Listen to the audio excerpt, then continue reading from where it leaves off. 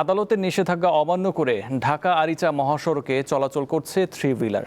মাঝে মাঝে অভিযান চললেও এসব অবৈধ যানবাহনের দৌরাত্ম্য কমছে না।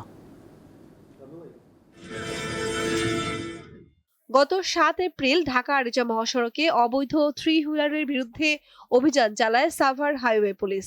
এ সময় অভিযানে বাধা দেয় পরিবহন চালকরা। তারা সংঘবদ্ধ হয়ে মব সৃষ্টি করে হাইওয়ে থানায় হামলার চেষ্টা চালায়।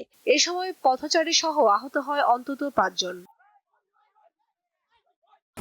আমাদের উঠে দাঁড়াতে হবে।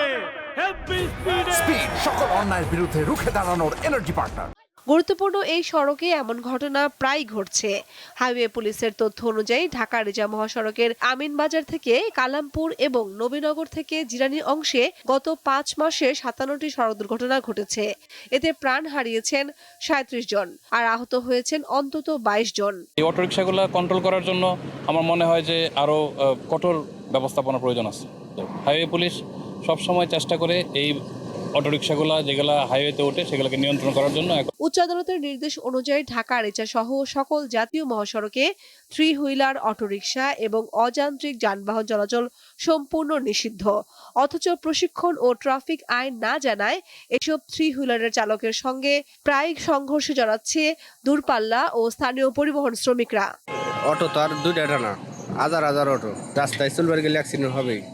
অ্যাক্সিডেন্ট হবো না রাস্তায়? কম্পিউটার দেয় তো আমরা গাড়ি ঘোড়া চালাই, কারণ গাড়ি ঘোড়া চালাইতে আসে এখন তো মেন রোডে চলতে না দেয়, রোড ঘাটে চলতে না পারি, তাহলে আমরা কি করি খাই? আমার পরিবার তো বাঁচাইতে হবে।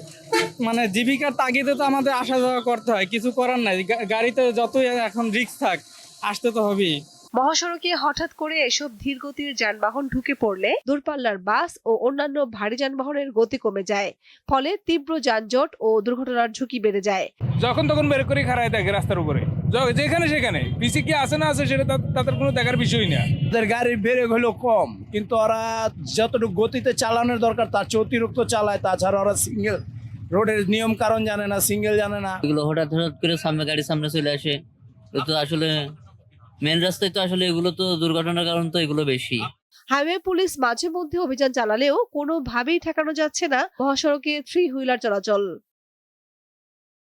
কামরুন নাহার, দীপ্ত, বার্তা কক্ষ।